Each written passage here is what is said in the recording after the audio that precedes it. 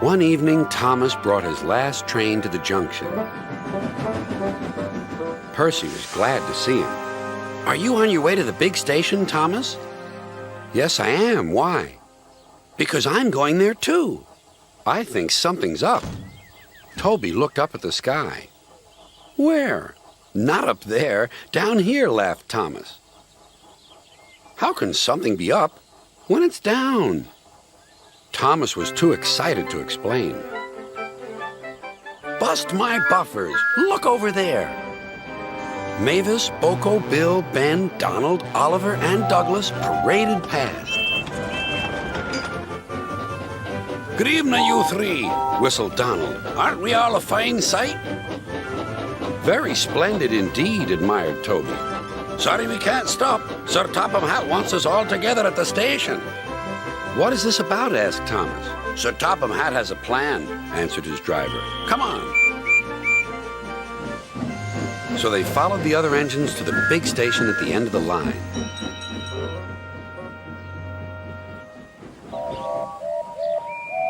"Silence!" called Sir Topham Hatt. "I have an important letter to read from a little girl who is 5 years old." "Dear Thomas and all the engines, please can I meet you? My friends say they would like to meet you too. You could come to my house for tea, but my mommy says there aren't any railway tracks to my house. Can you come to the station instead? Thank you very much." "It seems," continued Sir Topham Hatt, "that there are many girls and boys who would like to meet you. Therefore, we are all going to the big city far away." "Hooray! Hooray!" the engines whistled. "Silence! Other engines will be working here while you are away, so please show them what to do." As Annie and Clarabelle were going to the big city too, Thomas and Oliver practiced with some other coaches.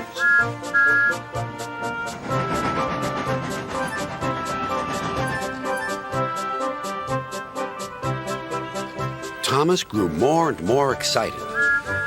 Too excited for his own good. "I'm glad I'm a splendid engine," he puffed. "Sir Topham Hatt thinks I'm really useful. I had a race with Bertie once. I whooshed through the tunnel and stopped an inch from the buffers." Then Thomas made his mistake. "Just like this," he boasted.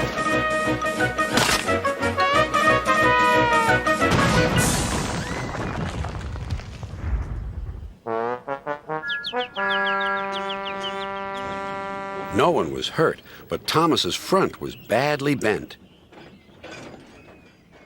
They telephoned to Sir Topham Hatt. "I'll send up the workmen," he said. "But if they can't mend Thomas in time, we'll have to go to the big city without him." Poor Thomas. 8 o'clock next morning, the engines waited at the junction. Toby and Percy were each on a truck, and Duck had pushed them into place behind Edward. Gordon, James, and Henry were waiting to lead off. They whistled impatiently. Sir Topham Hatt looked at his watch. "I'll wait one more minute for Thomas, then we have to go."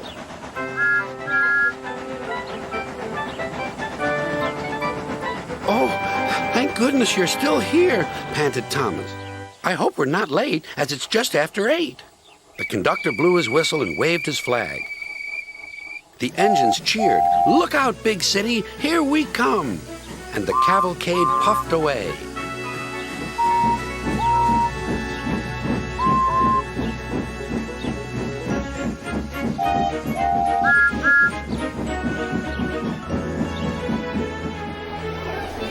Later in the big city, all the engines were lined up in a splendid shed. The children were delighted to meet their friends. "I'm glad the little girl wrote to us," whispered Thomas to Percy. "Isn't it wonderful what happiness a letter can bring?" One day, Edward was in the shed where he lived with the other engines. They were all bigger than Edward and boasted about it. "The driver won't choose you again," said Gordon. "He wants strong engines like us." But the driver and fireman felt sorry for Edward. "Would you like to come out today?" "Oh, yes, please," said Edward. So they lit his fire, made lots of steam, and Edward puffed away. The other engines were very cross at being left behind.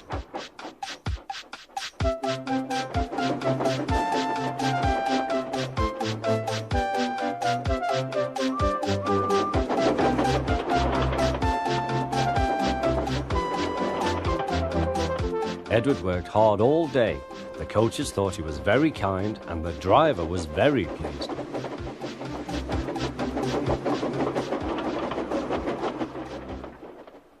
"I'm going out again tomorrow," Edward told the other engines that night. "What do you think of that?" But he didn't hear what they thought, for he was so tired and happy that he fell asleep at once. Next morning, Edward woke up to find nothing had changed. Gordon was still boasting. "You watch me, little Edward, as I rush through with the express. That will be a splendid sight for you. Goodbye, little Edward. Look out for me this afternoon."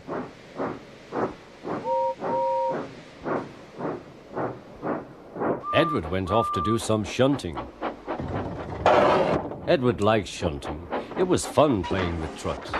He would come up quietly and give them a push. Then he would stop and the silly trucks would go bump into each other. "Oh!" they cried. "Whatever is happening?"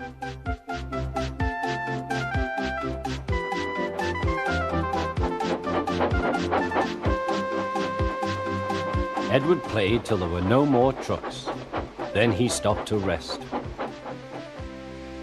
Presently he heard a whistle. Gordon was very cross.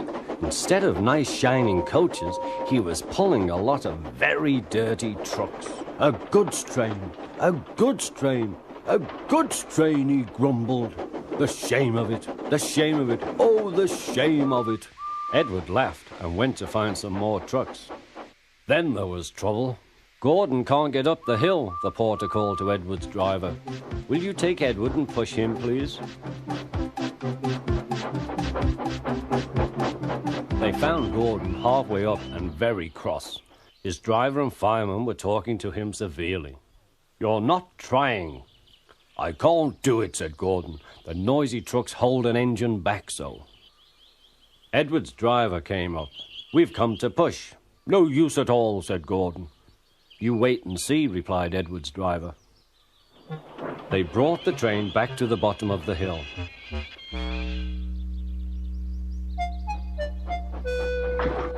"I'm ready," said Edward. "No good," grumbled Gordon. They pulled and pushed as hard as they could.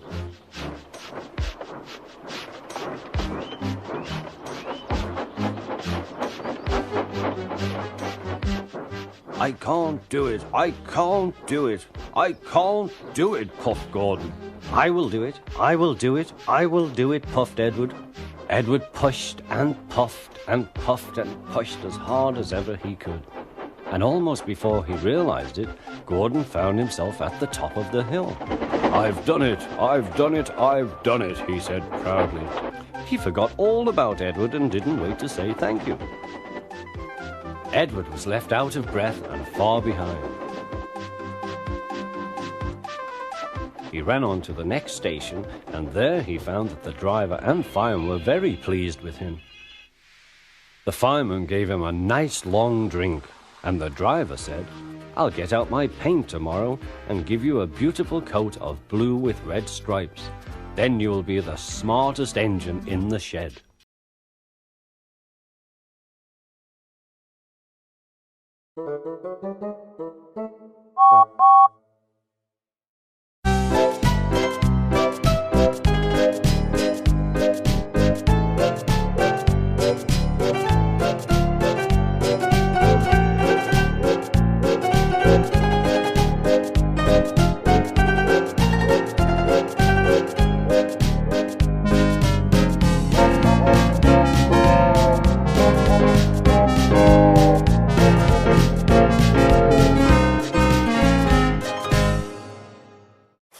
Bill and Ben are tank engine twins. Each has 4 wheels, a tiny chimney and dome, and a small squat cab. Their freight cars are filled with china clay. It is needed for pottery, paper, paint, and many other things.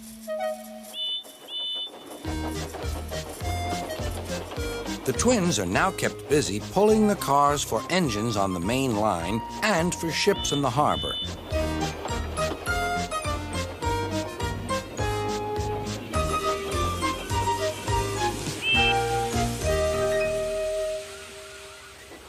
One morning, they arranged some cars and went away for more.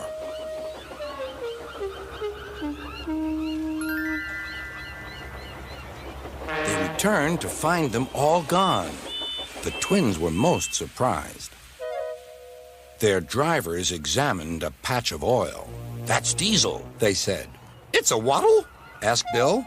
"A diseasel, I think," replied Ben. "There's a notice about them in our shed. Coughs and sneezels spread diseasels. You had a cough in your smoke box yesterday. It's your fault the diseasel came." "It isn't. It is." "Stop arguing, you two," laughed their drivers. "Let's go and rescue our freight cars." Bill and Ben were horrified. "But the diseasel will magic us away like the freight cars." "He won't magic us," replied their drivers. "We'll more likely magic him." "Listen, he doesn't know you're twins, so we'll take away your names and numbers, and then this is what we'll do." Puffing hard, the twins set off on their journey to find the diesel.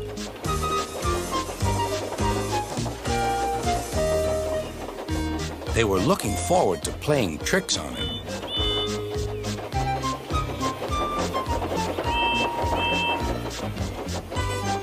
Creeping into the yard, they found the diesel on a siding with the missing cars. Ben hid behind, but Bill went boldly alongside.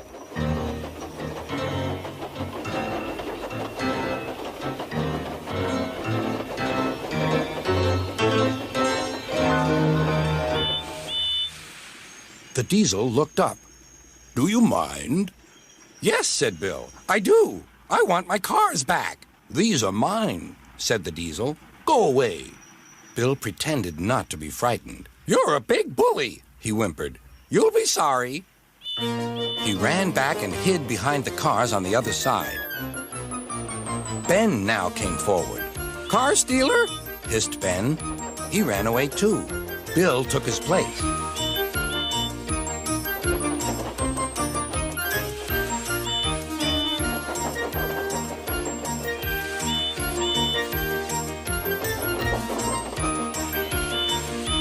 This went on and on till the diesel's eyes nearly popped out. "Stop, you're making me giddy." The two engines gazed at him. "Are there two of you?" "Yes, we're twins." "I might have known it." Just then, Edward bustled up. "Bill and Ben, why are you playing here?" "We're not playing," protested Bill. "We're rescuing our cars," squeaked Ben. "Even you don't take our cars without asking, but this diseasel did." "There's no cause to be rude," said Edward severely. "This engine is a Metropolitan Vickers diesel-electric Type 2. The twins were most impressed. "We're sorry, Mr. "Never mind," the diesel smiled. "Call me Boko. I'm sorry I didn't understand about the cars." "That's all right, then," said Edward. "Now off you go, Bill and Ben. Fetch Boko's cars, then you take this lot." "There's no real harm in them," he said to Boko, "but they're maddening at times." Boko chuckled. "Maddening," he said, "is the word."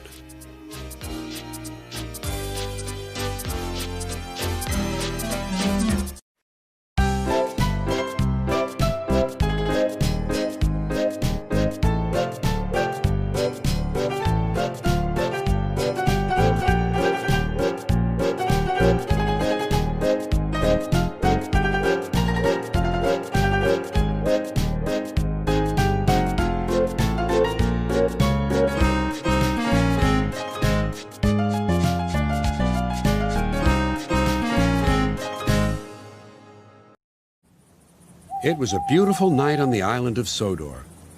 The day's work was done, and the engines puffed safely home. "Thomas," whispered Percy, "will you tell us the end of the story?" "You mean the one about Duke, the lost engine?" Exactly, said Henry. But please remind us of the story so far. So Thomas began, and here is the rest of the story he told. Duke was old and lived with two young engines called Stuart and Falcon. They teased Duke and called him Grandpuff, but they were happy together.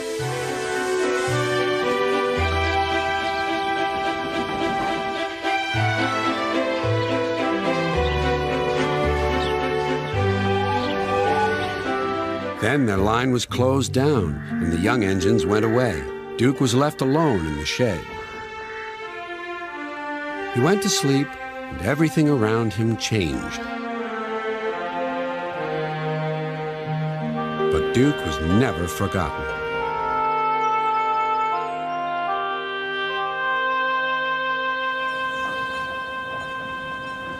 Years went by until one day not long ago, visitors came to see Sir Topham Hatt. "We want to find Duke," they said, "and make him happy again." Maps lay everywhere. "If we follow the old line shown here on the map," they said, "we'll travel north of the village and then into the mountains. And look, there's a sign for the old station. If Duke's anywhere, he's there." Everyone set off to the mountains far away. The days went by and the search grew harder, but the rescuers wouldn't give up.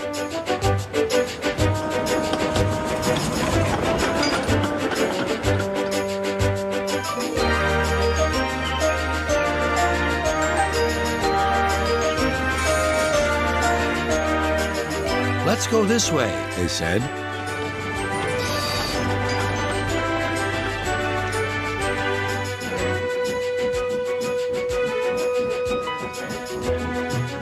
But there was still no sign of Duke. "He's here somewhere," they said. They scrambled over hills, struggled over ditches.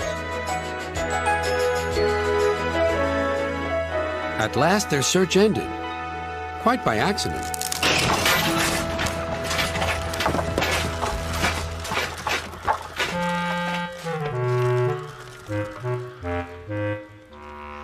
"We've found him! We've found our Sleeping Beauty!" "Excuse me," inquired Duke. "Are you a vandal? Driver told me vandals break and smash things." "Bless you, no," laughed the rescuers. "We've dropped in because we couldn't find your door. Falcon and Stuart will be pleased to see you." "So they did remember," sighed Duke happily. Then they all set off for Duke's new home.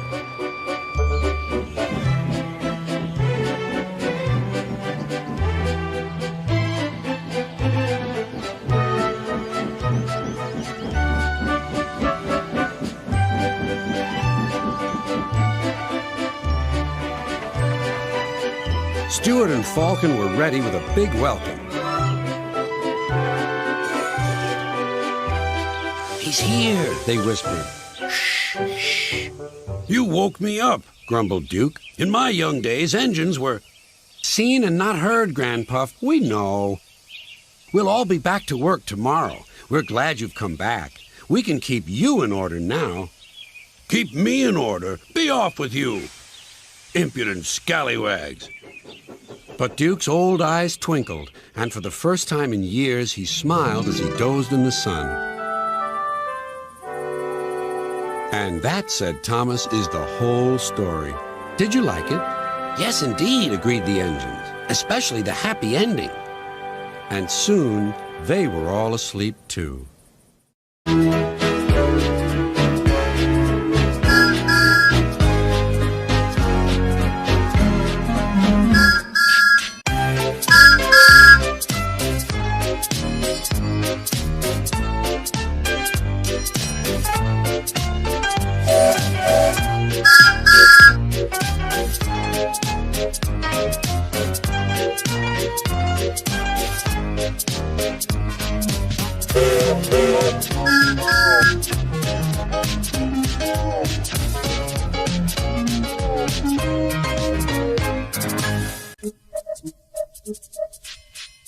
Thomas comes to breakfast. Thomas the tank engine has worked his branch line for many years, and knows it very well. You know just where to stop, Thomas, laughed his driver. You could almost manage it without me. Thomas had become conceited. He didn't realize that his driver was joking. Later, he boasted to the others. Driver says I don't need him now. Don't be daft, snorted Percy. I'd never go without my driver, said Toby earnestly. I'd be frightened. Puh, boasted Thomas. I'm not scared. You'd never dare, said the other engines. I would then, boasted Thomas. You'll see. Next morning the fireman came. Thomas drowsed comfortably in the shed as the warmth spread through his boiler. Percy and Toby were still asleep. Thomas opened his eyes, and then he suddenly remembered. Silly stick in the muds, he chuckled. I'll show them. Driver hasn't come yet, so here goes. He cautiously tried one piston, then the other. They're moving, he whispered. I'll just go out, then I'll stop and wheesh! That'll make them jump. Very, very quietly, he headed past the door. Thomas thought that he was being clever, but really he was only moving because a careless cleaner had meddled with his controls. He soon found out his mistake. He tried to wheesh, but he couldn't. He tried to stop, but he couldn't. He just kept rolling along. The buffers will stop me, he thought hopefully, but the siding had no buffers. Thomas's wheels left the rails and crunched the tarmac. There was the station master's house. Thomas didn't dare to look at what was coming next. The station master and his family were about to have breakfast. Horrors! Cried Thomas, and shut his eyes. There was a crash. The house rocked, and broken glass tinkled. Plaster peppered the plates. Thomas had collected a bush on his travels. He peered anxiously into the room through its leaves. He couldn't speak. The station master was furious. The station master's wife picked up her plate. You miserable engine, she scolded. Just look what you've done to our breakfast. Now I shall have to cook some more. She banged the door. More plaster fell. This time it fell on Thomas. Thomas felt depressed. The plaster was tickly. He wanted to sneeze, but he didn't dare in case the house fell on him. Nobody came for a long time. Everyone was much too busy. At last workmen propped up the house with strong poles and laid rails through the garden. Donald and Douglas arrived. Dinna fetch yourself, Thomas. We'll soon have you back on the rails, they laughed. Puffing hard, the twins managed to haul Thomas back to safety. Bits of fencing, the bush, and a broken window frame festooned Thomas's front, which was badly twisted. He looked very funny. The twins laughed and left him. Thomas was in disgrace. There was worse to come. You are a very naughty engine, came a voice. I know, sir, said Thomas. I'm sorry, sir. Thomas's voice was muffled behind his bush. You must go to the works and have your front end mended. It will be a long job, said the Fat Controller. Yes, sir, faltered Thomas. Meanwhile, a diesel rail car called Daisy will do your work. Diesel, sir? Daisy, sir? Thomas spluttered. Yes, Thomas, said the Fat Controller. Diesels always stay in their sheds till they are wanted. Diesels never gallivant off to breakfast in station masters' houses. The Fat Controller turned on his heels and sternly walked away.